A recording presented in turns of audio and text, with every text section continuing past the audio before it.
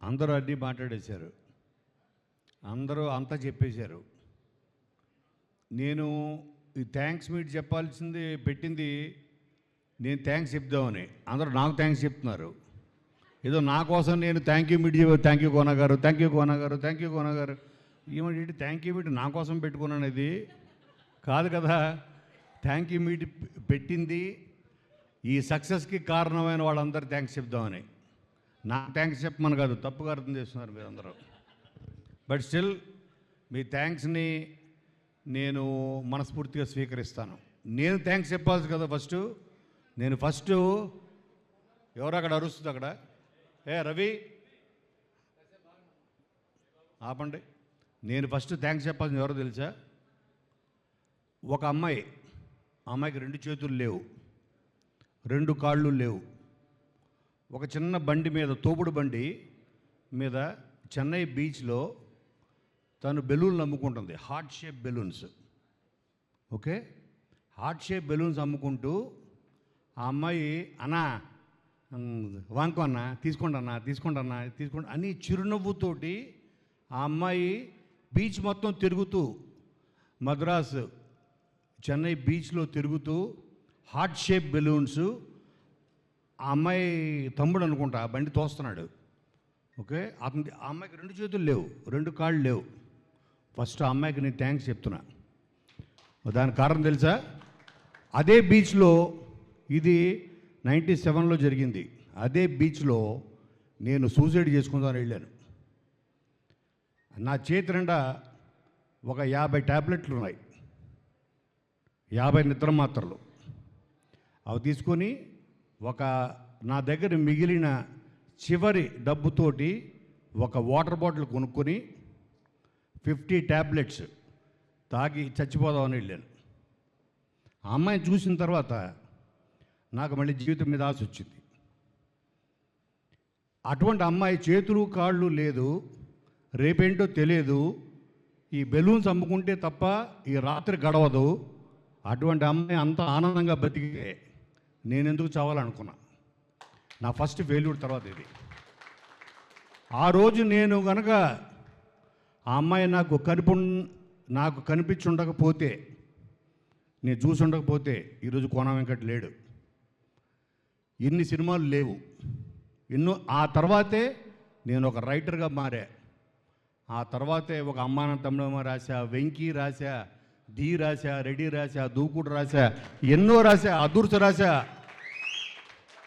ఇన్ని సినిమాలకు కారణం ఆ అమ్మాయి కోసం. తర్వాత నేను సక్సెస్ అయిన తర్వాత ఆ బీచ్లో ఎదుక్కుంటూ వెళ్ళా. ఎన్నోసార్లు వెళ్ళినప్పుడల్లా నేను బీచ్కి వెళ్ళేవాడిని. ఏంటి, ఆ అమ్మాయి నా దృష్టిలో దేవత, నా ప్రాణం కాపాడిన దేవత. ఆ అమ్మాయి కోసం ఎత్తుక్కుంటూ వెళ్ళా. నాకు ఎప్పుడు కనపడలేదు. నేను కొన్ని స్టోరీస్ వినేవాడిని. సాయిబాబా గుడికి వెళ్ళినప్పుడు, షిరిడీకి వెళ్తున్నప్పుడు దారిలో ఏవో కొన్ని చమత్కారాలు బాబా రూపంలో వచ్చారని అలా చాలామంది చెప్పుకుంటారు కదా భక్తులు. అలాగా నన్ను కాపాడడం కోసం నీవు ఒక కారణ జన్ముడురా, నీకు అప్పుడు టైం అయిపోలేదు ఈ భూమి మీద, నువ్వు చాలా చెయ్యాలి, నువ్వు చాలామంది నీకోసం ఎదురు చూస్తున్నారు, నువ్వు వాళ్ళకి అవకాశం ఇవ్వాలి, వాళ్ళ టాలెంట్ని నువ్వు గుర్తించాలి అని ఆ అమ్మాయిని పంపించాడు అనుకున్నా. మళ్ళీ నేను బ్యాక్ వచ్చా. నేను ఇచ్చిన ఆ తర్వాత ఎంతోమంది గొప్ప దర్శకుల్ని, ఈరోజు గొప్ప దర్శకులు, ఎంతోమంది మంచి దర్శకుల్ని నేను పరిచయం చేసే అవకాశం దొరికింది. వాళ్ళు కూడా ఉండేవాళ్ళు కాదేమో. ఒక శివ నిర్మాణ అవ్వచ్చు, ఎంతోమంది ఫస్ట్ ఫిలిమ్స్కి ఓ బాబీ కొల్లి అవ్వచ్చు, హరీష్ శంకర్ అవ్వచ్చు, ఎంతోమంది, ఈరోజు సతీష్ జవ్వాజీ. సో ఆ రోజు నేను ముందుగా ఆ అమ్మాయికి థ్యాంక్స్ చెప్దాం అనుకుంటున్నాను. ఆ అమ్మాయి ఈ రోజుకి నాకు కనపడలేదు. అయితే సినిమా అన్నది ఇప్పుడు వీళ్ళందరూ చూస్తున్నారు కదా, వీళ్ళందరి నేను ఒకళ్ళని ఇవాళ సక్సెస్ మీట్ పెట్టడానికి కారణం ఏంటంటే, నేను కళ్ళతోటి మేమందరం, నేను వీళ్ళని ఎందుకు తీసుకెళ్ళానంటే ప్రతి థియేటర్కి తీసుకెళ్ళా, 2 రాష్ట్రాల్లో ఆల్మోస్ట్ అన్ని ఊళ్ళు తిప్పాం. ఎందుకంటే నా కంటెంట్ మీద ఉన్న ఒక నమ్మకం, ఆ నమ్మకమే విజయం. అది మీరు కూడా చూడండి. వీళ్ళ కళ్ళతో చూశారు, వీళ్ళందరూ ఇందులో పనిచేసిన వాళ్ళందరినీ తీసుకెళ్ళా, మ్యాక్సిమం అందరినీ తీసుకెళ్ళా, సతీష్ని అందరిని తీసుకెళ్ళా. మీరు డిప్రెస్ అవ్వద్దు, okay? Depression is the biggest disease, okay? మనల్ని 10 మంది చప్పట్లు కొడితే ఒక్కడు ఉంటాడు, ఎవడో ఒకడు బ్యాక్ లాగేవాడు. మీరు వాడిని పట్టించుకోవద్దు. ఆ 9 మందిని చూడండి, ఆ 9 మంది ఎంత వాళ్ళ కళ్ళల్లో ఆనందం చూడండి. సో వాళ్ళ కోసం మన సినిమా చేసాము అన్న ఆనందంతో. ఎందుకంటే సినిమాకి చాలా, ఒక సినిమా అంటే దానికి చాలా శత్రువులు ఉంటాయి. మొన్న చెప్తున్నారు, సార్ రేపు సినిమా రిలీజ్ అవుతుంది మీది, గల్ఫ్లో యుద్ధం జరుగుతుంది కదా, డీజిల్ అయిపోయిందని అందరూ డీజిల్ అయిపోతుందని బంకుల దగ్గరికి వెళ్ళిపోయారు, అందుకని థియేటర్ రావట్లేదేమో. ఓహో, గల్ఫ్లో అమెరికాను ఇరాను కొట్టుకుంటే మనకేంటారా బ్యాండ్ మేళకు సంబంధం? బ్యాండ్ మేళం కూడా ఎఫెక్ట్ అవుతుంది. అంటే ఎంత సున్నితమైందంటే సినిమా. ఓకే, ఒక చిన్న రూమరు రేపొద్దు నుంచి లాక్డౌన్ ఏమో అని ఎక్కడో ఎవరో అంటారు సోషల్ మీడియాలో, దెబ్బకి అందరూ మళ్ళీ సూపర్ మార్కెట్లు పరిగెడతారు, ఇక్కడ పరిగెడతారు, పెట్రోల్ బంక్, సినిమా ఎఫెక్ట్ అవుతుంది. ఓకే, అలాగే పైరసీ, పక్క లాంగ్వేజ్ సినిమాలు, మనం ఎంచుకున్న డేటు, ఎన్నో ఎన్నో ఎన్నో ఫ్యాక్టర్స్ ఓ సినిమాని హిట్ని దాని భవిష్యత్తుని డిసైడ్ చేస్తాయి. ఓకే, ఎన్నో హడ్డుల్స్ దాటుకొని 100 హడ్డుల్స్ ఉంటాయి. ఓకే, దాంట్లో మళ్ళీ పైరసీలు ఉంటాయి, ఎన్నో ఉంటాయి. అన్నీ దాటుకొని పక్క సినిమా రిలీజులు, డబ్బింగ్ సినిమాలు, ఇవన్నీ మన సినిమాకి ఎన్నో అడ్డంకులు దాటుకొని నేను రాత్రి ఎక్కువ చూసేది నేషనల్ జియోగ్రఫిక్ ఛానల్ చూస్తుంటా. అవి ఏం చూస్తాను, అందులో నాకు బాగా నచ్చేది ఏంటంటే, నేను ఒక చిన్న వీడియో చెప్తా మీకు, మీరు కూడా చాలామంది చూసే ఉంటారు. ఓకే, ఒక డియర్, ఒక జింక చెరువు దాటుతూ ఉంటుంది. ఆ చెరువు నిండా ముసళ్ళే, అవి ఒక 10-20 ముసళ్ళు దాని వెంట పడుతుంటాయి. ఇదేమో ఈత్తు ఉంటుంది. అది వెళ్ళే లోపల పట్టుకోవాలని ఈ 10 క్రోకోడైల్స్ 10-20 మొత్తం దాని వెంట పడుతుంటాయి. వీటన్నిటిని తప్పించుకొని ఒడ్డుకు చేరాలి అని. సో నేను కూడా చూస్తున్నప్పుడు అది చేరుతుందా లేదా, ఒక్క కాలు పట్టుకున్నా చాలు, ఒక్క ముసలి అటన్నిట్లో అది ఆన్ ద స్పాట్ డెడ్. ఇవన్నీ దాటుకొని ఒడ్డుకు వెళ్ళిందా, దాని లైఫ్ ఇవాళ ఒడ్డుకు చేరింది బ్యాండ్ మేళం, అదే దుప్పిలాగా. దీనికి కారణం డెఫినెట్గా నెంబర్ 1 to నెంబర్ 10 ఆడియన్స్, ప్రేక్షకులు. మేము వచ్చినప్పుడు థియేటర్కి మీ కళ్ళల్లో చూశాను నేను, మీ కళ్ళల్లో ఆ సాటిస్ఫాక్షన్, మీరు ఈ సినిమా ద్వారా మీకు ఈ సినిమా ఇచ్చిన సాటిస్ఫాక్షన్, ఆనందం, ఎమోషన్ అన్నీ మీ ఐస్లో నేను మిమ్మల్ని చూస్తూ ఉన్నాను. అదే సక్సెస్. అలాగే నేను థ్యాంక్స్ చెప్పాల్సింది, కరెక్ట్ చెప్పాడు రోషన్, సురేష్ బాబు గారు, జగదీష్, వాళ్ళ ప్లానింగ్. అంటే ఒక కొత్త సినిమా, చిన్న సినిమా అవ్వచ్చు. నేను పెద్ద హీరోల సినిమా ఎన్నో రాశాను, ఎన్టీఆర్కి 4 ఫిలిమ్స్ రాశాను, రవితేజ్కి ఎన్నో సినిమాలు రాశాను, మహేష్ బాబుకి రాశాను. కానీ ఇటువంటి వాళ్ళకి చేసినప్పుడు ఎక్కువ శ్రమ పెట్టాలి. వాళ్ళకి నేను పెద్ద పెట్టక్కర్లేదు, ఒక 4 పంచులు వేస్తే చాలా అయిపోయింది. నాకు పంచులు, మంచి డైలాగ్స్, మంచి ట్విస్టులు, ఆ సినిమాని ఆడియన్సే మోసుకుంటూ తీసుకెళ్ళిపోతారు. 10% బాగున్నా, కానీ వీళ్ళది 100% బాగుండాలి. 100 అంటే వీళ్ళకి ఎక్కువ శ్రమ పెట్టాలి.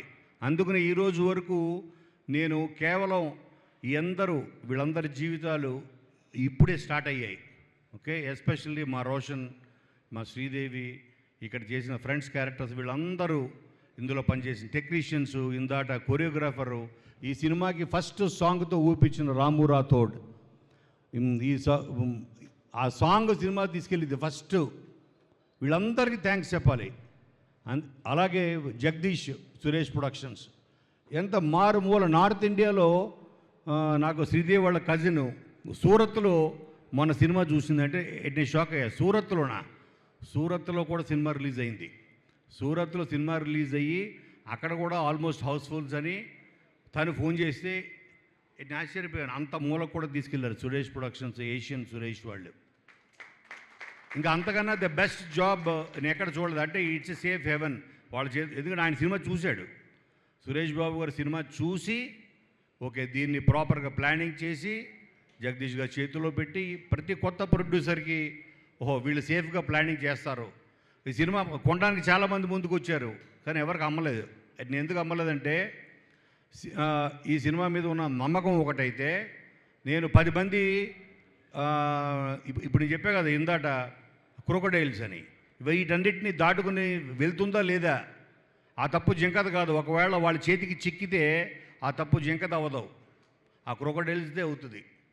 అటువంటిది నేను ఒక డిస్ట్రిబ్యూటర్ చేతి ఎందుకు పెట్టడం, ఒక్క సురేష్ బాబు గారు నమ్మి, సురేష్ ప్రొడక్షన్స్, ఏషియన్ సురేష్ నమ్మి వాళ్ళ చేతిలో పెట్టే లాభమో నష్టమో వీళ్ళు చూసుకుంటారని. అందుకని ఫస్ట్ తర్వాత థ్యాంక్స్ చెప్పాల్సింది వాళ్ళకి.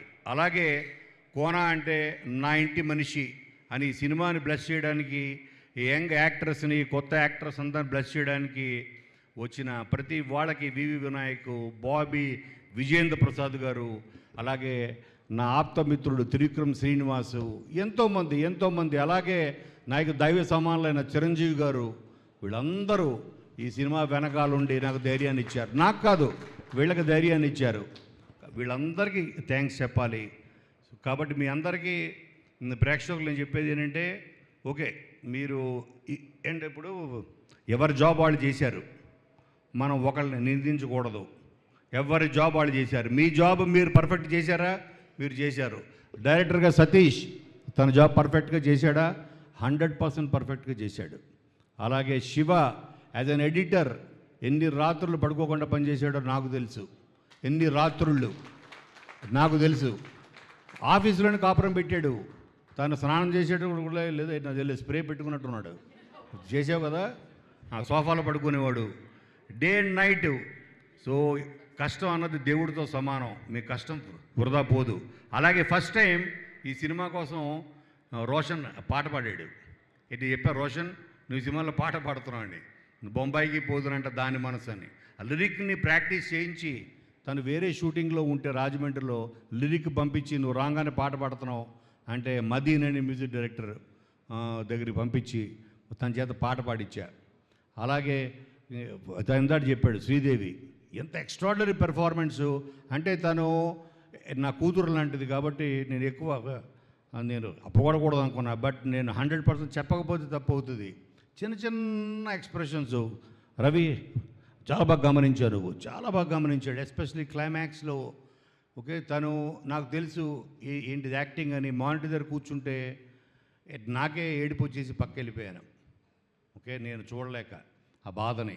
ఈ సినిమాని తెలుసు, జరుగుతున్న షూటింగ్ అని తెలుసు, కానీ అవన్నీ అసలు యాక్టింగ్ అంటే ఏంటి చెప్పిన ఒక్క మాటలో, acting is about not acting. Act చేయకపోవడం యాక్టింగ్, చేయకపోవడం. మీరందరూ యాక్ట్ చేయలేదు, జీవించారు. ఆ పాత్రలో మీరు జీవించారు. ఇప్పటికీ నాకు పూజ అని పేరు రాదు, దేవి అంట, అలాగే దినేష్ అంట, అంజీ అంట. అంటే నాకు ఆ పాత్రలు గుర్తున్నాయి తప్ప నాకు వాళ్ళ పేర్లు నాకు ఇప్పటికీ గుర్తులేదు. దానికి కారణం ఏంటి తెలుసా? మీరు ఆ పాత్రలో జీవించారు. అలాగే ఆ గుడ్డి క్యారెక్టర్ చేశాడు. కరెక్ట్, రవిరాజు కదా. తను కూడా చిన్నవి. అప్పుడు నాకు ఆ బ్లాక్ ఆ కళ్ళద్దాలు పెట్టినప్పుడు తాను కళ్ళు మూసుకుని చేసేవాడు అనిపించింది నాకు. అవునా, కళ్ళు మూసి చేశాడు. ఎందుకంటే నా బాడీ లాంగ్వేజ్ చూసి అర్థమైపోయింది నాకు, ఓహో ఇతను ఏంటి చదువుకోవడంలో ఎవరి పర్ఫెక్షన్. నెక్స్ట్ అలాగే ప్రతి వాళ్ళు ప్రాణం పెట్టారు. ఓకే, మీరు పడిన కష్టం వృధా పోదు. మిమ్మల్ని కోన వెంకట గుర్తించాడు, మిమ్మల్ని పరిచయం చేశాడు. మిమ్మల్ని రేపొద్దున ఇండస్ట్రీ గుర్తిస్తుంది, 100 మంది డైరెక్టర్లు గుర్తిస్తారు, మీకోసం క్యారెక్టర్లు రాస్తారు. ఓకే, మిమ్మల్ని ఈసారి మీకు ఆడిషన్తో పని లేదు. నువ్వే సినిమా చేసావంటే బ్యాండ్ మేళం అని చెప్పండి చాలు, అదే మీ ఆడిషన్, అదే మీ విజిటింగ్ కార్డ్. అది చాలు మీ విజిటింగ్. బ్యాండ్ మేళంలో నేను పలానా దేవి అని చెప్పు చాలు నువ్వు, అదే మీ విజిటింగ్ కార్డ్. నా కాన్ఫిడెన్స్ ఎంతంటే నిన్న రాత్రి ఐ టేకిన్ ఎ డెసిషన్. ఇండియాలో నాకు తెలిసి ఎవడు చేసి ఉండడు. నిన్న రాత్రి డెసిషన్ తీసుకుని ఒక టైటిల్ రిజిస్టర్ చేసి మళ్ళీ ఒక మరాఠీలో మళ్ళీ ఒక 5-6 డేస్ దీన్ని మళ్ళీ షూట్ చేయాలని సాయి కుమార్ గారితో మాట్లాడి, అలాగే రోషన్ శ్రీదేవితో కూడా మాట్లాడి మళ్ళీ దీనికి ఒక 5-6 డేస్ షూట్ చేసి అక్టోబర్ 16th మేము మళ్ళీ మరాఠీలో ఈ సినిమాని రిలీజ్ చేయబోతున్నాం. It is going to be Marathi version. అంటే ప్రాబ్లీ ఇప్పుడు తీసిన సినిమా యాస్టీజ్గా డబ్ చేసి ఉండదు. It will be new version, a new take off band madam in Marathi. Okay, I gone crazy అని అది కూడా ఆ టైటిల్ కూడా ఆయన ఇచ్చిన ఆయన గొప్ప డైరెక్టర్ వాళ్ళందరి పేర్లు నేను తర్వాత రివీల్ చేస్తాను. Still there is lot of time. So కాబట్టి మీరందరూ ఇక్కడ మీరు ఎవరిని నిందించొద్దు. మీ పని మీరు పర్ఫెక్ట్గా చేశారు. మీ అందరికన్నా మించి పర్ఫెక్ట్గా వాళ్ళ పని వాళ్ళు పర్ఫెక్ట్ చేశారనుకోండి. మీ అందరికన్నా the best job, perfect job చేసింది ఎవరో తెలుసా? ఆడియన్స్. మీ జాబ్ మీరు చేశారు, మీరు పర్ఫెక్ట్ జాబ్ చేశారు. అందుకే ఈరోజు ఈ థ్యాంక్ యూ మీట్ ఇది నా కోసం కాదు, ఓకే, మీకోసం. నాకు థ్యాంక్స్ చెప్పారు వీళ్ళందరూ కాదు, మీకు థ్యాంక్స్ చెప్పడం కోసం. 100% ఇది ఇప్పుడే స్టార్ట్ అయింది. 4 డేస్లో బ్రేక్ ఈవెన్ అంటే చాలామంది ఎగతాళి చేశారు. ఇదేంటి 4 డేస్లో అయిపోయింది, ఆ నెంబర్లు వేసేసుకున్నారండి. ఓకే, సో నెంబర్లు వేసేసుకుంటే నేను మరి వీళ్ళ కళ్ళల్లో ఆనందం ప్రేక్షకుల్లో చూసింది, ఆ ప్రేక్షకులు అన్ని థియేటర్లో నేనే కొనేసి నింపేశాను నాకు అంటారేమో రేపు పొద్దున. ఓకే, అంటే నాకు సినిమా తీసిన బడ్జెట్ కన్నా ఎక్కువ అయిపోతుంది నాకు. సో కాబట్టి వీళ్ళందరిని బ్లెస్ చేయండి. I'm really proud. నేను ఇన్ని సినిమాలు తీశాను, గీతాంజలి అనే సినిమా తీశాను యాజ్ ఎ ప్రొడ్యూసర్గా. ఒక నీవెవరో అవ్వచ్చు, ఒక గల్లీ రౌడీ అవ్వచ్చు, ఒక నిన్ను కూర అవ్వచ్చు. బట్ ఐఎమ్ ప్రౌడ్లీ సేయింగ్ నా లిస్ట్లో, ఓకే, టాప్ 3లో ఉండే cinema band madam. Okay, Roshan, Siri, మీరు నేను ఎన్నోసార్లు చెప్పాను, మళ్ళీ చెప్తున్నాను. You people are going to rule this industry one day. Rule, no doubt. Okay, దానికి కారణం ఏంటంటే మీ డెడికేషన్. మీరు అన్నారు కదా డే అండ్ నైట్ నిద్ర లేకుండా నాతో పాటు సమానంగా మీరు తిరిగారు. ఓకే, మీకు ఒక హాస్టల్ వార్డెన్ లాగా, ఓ టీచర్ లాగా, ఓకే, ఒక ఫాదర్ లాగా బెత్తం పట్టుకుని నేను ఓన్లీ చేతిలో బెత్తం పట్టుకునే పని మాత్రమే చేశాను. But thanks a lot Satish. నువ్వేమీ అధైర్యపడద్దు. ఈ సినిమా సక్సెస్ స్పీక్స్ అంటారు కదా, దాని మించింది ఏది లేదు. ఓకే, మీ అందరికీ మరొక్కసారి థ్యాంక్ యూ ఎవ్రీబడి. ఈ ఫంక్షన్కి వచ్చిన ప్రతి వాళ్ళకి ఏది ఫ్రమ్ ద బిగినింగ్ మన వ్యాలంటైన్స్ డే గ్లిమ్స్ నుంచి వచ్చిన ప్రతి గెస్ట్కి, ఓకే, అందరికి చివరిసారిగా మరొక్కసారి థ్యాంక్స్ చెప్తూ ఐ థింక్ మన జర్నీ ఎండ్స్ ఇయర్. ఇక్కడ ఉన్న వాళ్ళందరిది మనందరి జర్నీ ఎండ్స్ ఇయర్. ఈరోజు మళ్ళీ maybe will meet with another film. Of course ఈ మరాఠీ కోసం మళ్ళీ మేము షూట్ చేయబోతున్నాం, మళ్ళీ కలుస్తాం, మళ్ళీ ఫంక్షన్స్ ఉంటాయి, మళ్ళీ తిప్పుతాం మిమ్మల్ని. తిప్పుతూనే తిప్పుకుంటున్నాం అని ఆయన అనే ముహూర్తం రాశాడు కానీ చంద్రబోసు.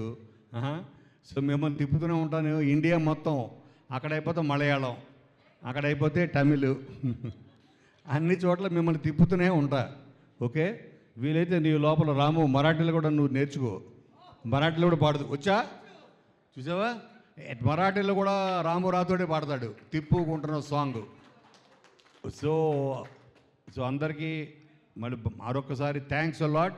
వీళ్ళందరి మొహాల్లో చిరునవ్వు నింపినందుకు, ఓకే, వీళ్ళందరికీ కాన్ఫిడెన్స్ ఇచ్చి ప్రేక్షకులు వీళ్ళ ఫేస్లో స్మైల్స్ కారణం మీరు.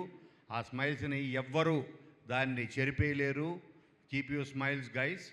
మనం మీకు లైఫ్లో ఇంకా చాలా ఉంటుంది ముందు, ఎన్నో ఫేస్ చేయాలి. Don't get depressed by one couple of ఇది అస్సలు పట్టించుకోవద్దు. Success is much bigger. వీటన్నిటికన్నా ఆ సక్సెస్ మీ చేతిలో ఉంది. మీరు లైఫ్లో మరింత ముందుకెళ్ళాలని మనస్ఫూర్తిగా నేను మిమ్మల్ని కోరుకుంటూ ప్రేక్షకులకు మరొకసారి ధన్యవాదాలు. థ్యాంక్ యూ కోన వెంకట గారు. Thank you so much. KFC ద్వారా ఇలానే మీరు కొత్త టాలెంట్ని లాంచ్ చేస్తూ కొత్త సినిమాల్ని అందిస్తూ కొత్త